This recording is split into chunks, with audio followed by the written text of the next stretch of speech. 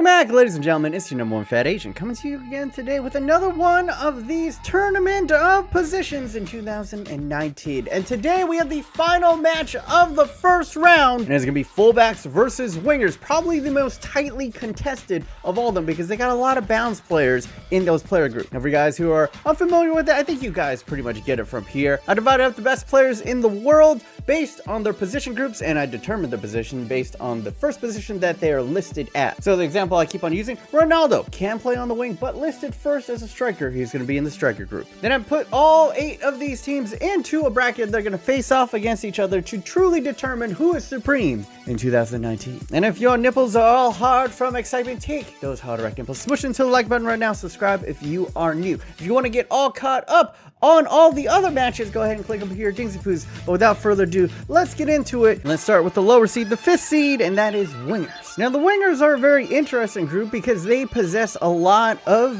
players that could play in different positions naturally. Like Neymar has played at cam a couple of times. Mohamed Salah can also play at striker. Eden Hazard played at center forward and kind of like a cam role before, as well as there are kind of like hybrid players like Sessegnon started out as a left back, but has since moved up. Even Gareth Bale actually started off as a left back as well. And then you have certain players who are listed as right mids and left mids, like Koke, who's actually really a center mid. In fact, he's higher rated as a center mid than he is as a winger. And then you got Angel Di Maria, who played center mid for a while in his weird period at Manchester United. Played okay there. And of course, you got Champions League winner Mohamed Salah, who can play at striker, but is actually high rated as a winger. You got Raheem Sterling.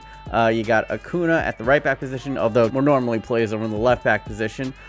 Interestingly enough, I didn't think that they would have as good defenders as they do, but right here, a guy I've never heard of, Ansaldi, comes out to a 76 at center back, and this Lulic guy also comes out to a 76, and the highest rated keeper that you can find out of the wingers is this man, Chorus, who is rated at 28, and he is 6 feet tall, so he's not exactly a giant either. And then on the bench, you got the likes of Leroy Sané, Coutinho, who can actually naturally plays as center mid position for Barcelona. Our backup goalkeeper is at 20 overall. Hate border over here is up to a 75. Sadio Mane.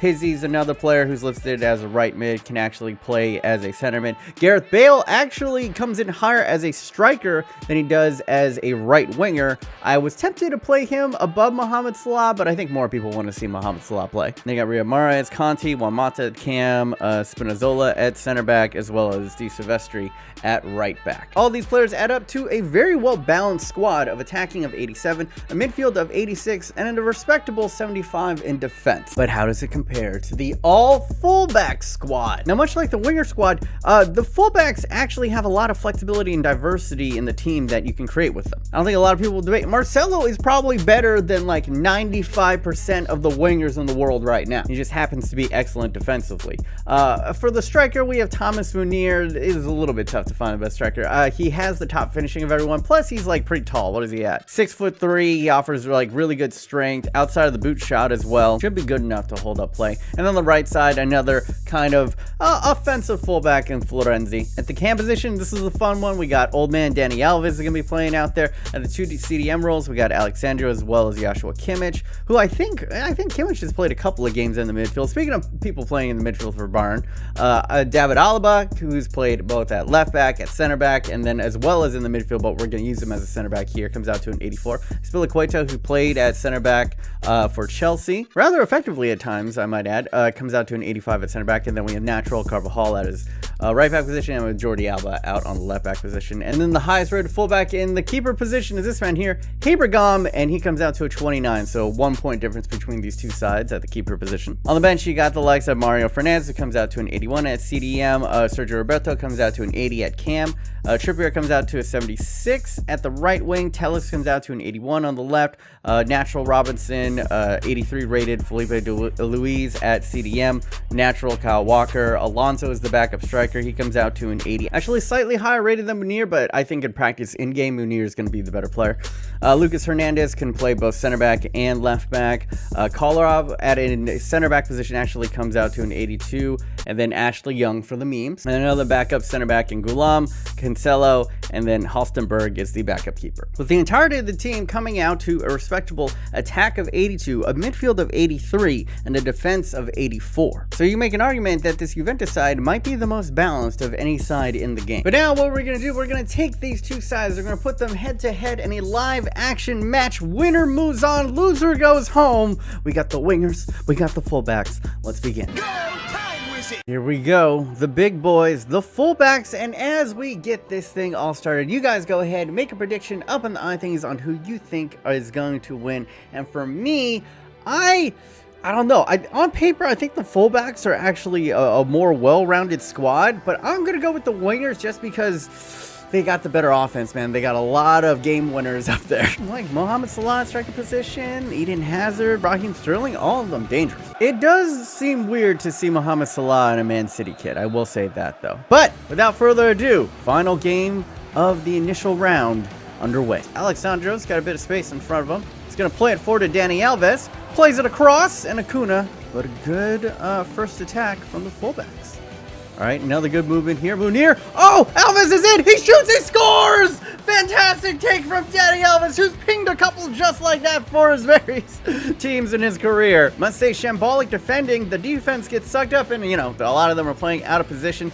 Runs over, completely wide open, and yeah, you know, we have 28 rated keepers. Not gonna get that up. Oh, look at him celebrating with the fullback fans. All right, I was going with the wingers early on, but now might be looking like Boo Boo the Fool. Nice little link up play, Munir. Good hold up. Back to Florenzi. Kimmich! Ooh! It has been all fullbacks early on, boys. Can the wingers work their way back into this? No, another terrible giveaway in enemy territory. Munir flips it over Florenzi to the back post. Oh my god, it's 2 and it's only 13 minutes. The route is on. My god, look at this. Terrible giveaway leads to a cheeky 1-2, flicks it to the back post. And look at that finish. Fantastic from the Real Madrid man. The likes of Hazard, Mohamed Salah, Neymar all might be going out to a bunch of fullbacks. Munir has been excellent at holding up. Now Marcelo. Oh my god, does it have Jesus, Marcelo, chill. Munir, excellent hold up play again. Oh, beautiful run in. Florenzi, he's going to put it to the back post again. He's there. Oh, what a save. Wingers desperately need something. A bit of life, a change of tactics, anything really. Laying it off to Di Maria, who gives it back to Salah. Back to Di Maria.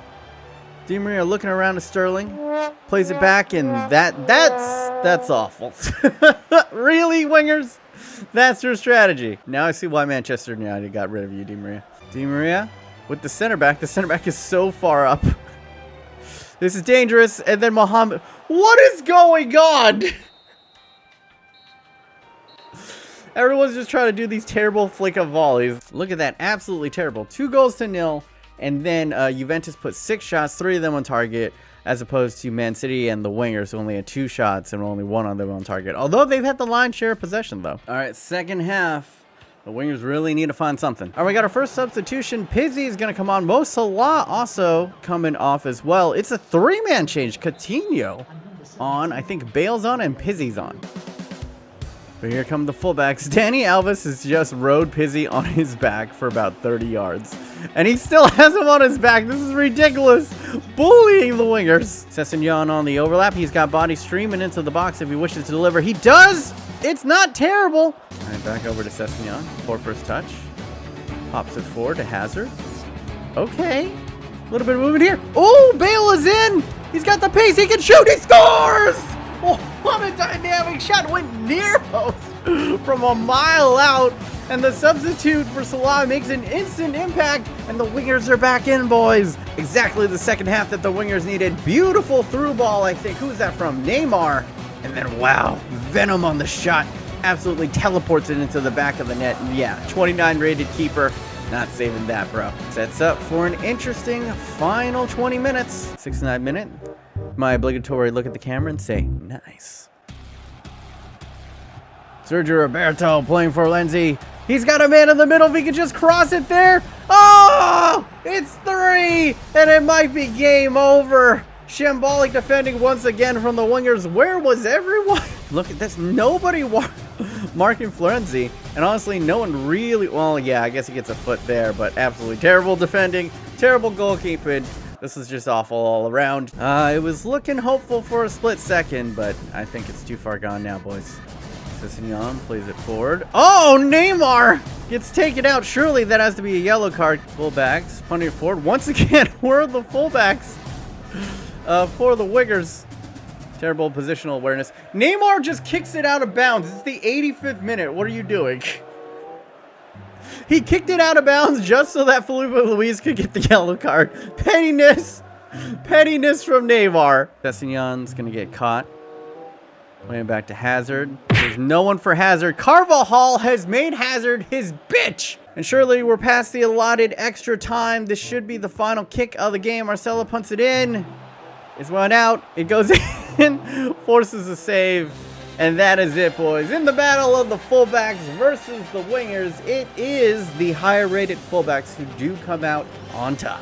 You can see here, Man City did improve in the second half, mustering 5 shots, but Juventus had 9 in the game. Man City only had 2 shots on target, while Juventus had 5. Man City dominated the possession, but ultimately did not very little with it. So yeah, that concludes the first round of the Tournament of Positions. Now we have something a little bit tricky. How would you guys like to see the next format? Because I could actually wrap all this up, because there's only 3 games that need to be played from here on out. The 4 teams that advance have to play each other, and then the winner of those 2 go into the final match. So technically it's only 3 games. I could put all of them into the next episode, or would you like things a little bit more spread out and every single matchup is an episode all on itself? Go ahead, vote up in the eye thingies on that one. But yeah, that's pretty much gonna be it from me. If you want to get all caught up on the other matches, and some of them are really chaotic, go ahead and click over here, Dings Boost. Or if you want something a little bit different, check out my China Ruins Everything career mode. It is unlike any other career mode that you will ever see ever. But yeah, that's it for me, BMOnus. Hopefully you guys are having a wonderful day. Remember, stay yourself, stay humble. Until next time, boys, stay thick.